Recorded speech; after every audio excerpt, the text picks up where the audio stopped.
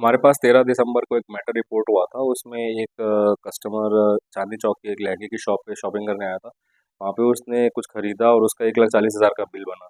तो उसने QR code मांगा और उसने 1,40,000 रुपये ट्रांसफ़र किए 2 ट्रांजैक्शंस के अंदर। पर इसमें उसके अकाउंट से तो डेबिट हुआ, लेकिन जो दुकान वाले हैं उनके अकाउंट में वो क्रेडिट नहीं हो पाया। तो ये लगा कि उन्हें साइबर फ्रॉड है, उन्होंने रिपोर्ट किया और हम लोगों ने इस पे फिर तफ्तीश शुरू करी। तो उसकी जो पैसे गए हैं उसके हमने मनी ट्रेल को फॉलो किया और देखा कि जिस सस्पेक्ट अकाउंट में पैसा गया है, हमने उससे व्यक्ति को ढूंढा जो जिसका ये लिंक्ड अकाउंट और नंबर था। उसके बाद हमने जयपुर के पास चाकसू करके एक जगह है, वहाँ पे गांव में हमने रेड किया और इसको पकड़ा। ये मनीष नाम का व्यक्ति था, 19 साल इसकी उम्र थी। तो इससे जब हमने पूछताछ की और इससे जब और फर्दर इन्वेस्टिगेशन किया, तब सामने आया कि इसी ने ये ठगी करी है और इसका एमओ, इसको एक वेट्टाइयन करके साउथ इंडियन मूवी थी, उससे इसको इंस्पिरेशन मिली कि क्यूआर कोड को चेंज करके ठगी की जा सकती है। इसने थोड़ा तरीका बदल दिया। इसने तरीका ये किया, इसने इंटरनेट के ऊपर ये अलग अलग वेंडर्स को, बिजनेसेस को, दुकानों को सर्च करता था। उसमें जो मिल जाता था उसको बोलता था कि आपका प्रोडक्ट बहुत अच्छा है, मैं खरीदूंगा, ऐसा ऐसा करके बातों में फंसा के उनसे क्यूआर कोड ऑनलाइन मंगवा लेता था व्हाट्सएप पे। फिर उसी क्यूआर कोड को एक एआई बेस्ड सॉफ्टवेयर से, ये इमेज एडिटिंग का सॉफ्टवेयर था, उसके अंदर ये टेम्पर करके वापस भेज देता था। उसमें होता क्या था, फर्म का नाम तो वही रहता था लेकिन क्यूआर कोड नीचे टेम्पर हो गया।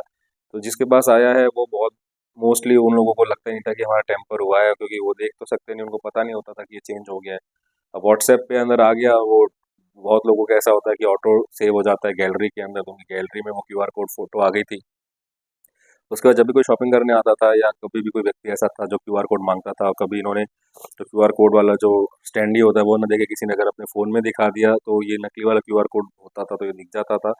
तो इससे पैसे जो है वो सीधे ट्रांजैक्शन होके इसके मनीष के ही अकाउंट में आते थे। तो इस तरीके से इसने करीब 100 के आसपास हम लोगों को टेम्पर्ड क्यूआर कोड्स मिले हैं इसके घर पे।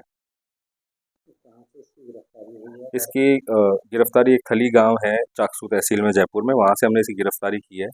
और इसके पास से हम लोगों को मोबाइल फ़ोन तो मिला ही है जिसके अंदर चैट्स हैं, वो सॉफ्टवेयर है, और कई ऐसे इंक्रिमिनेटिंग एविडेंसेस और क्यूआर कोड्स हैं जो 100 से ऊपर एडिटेड हैं।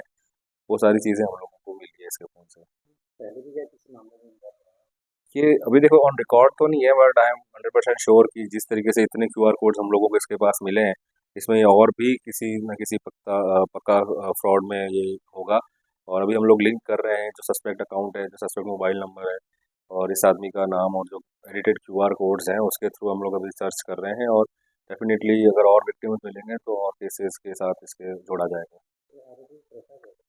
आरोपी मनीष है, 19 साल का है, जयपुर राजस्थान के पास एक गांव में रहता है और स्कूल ड्रॉप आउट है, 10वीं तक पढ़ा हुआ है।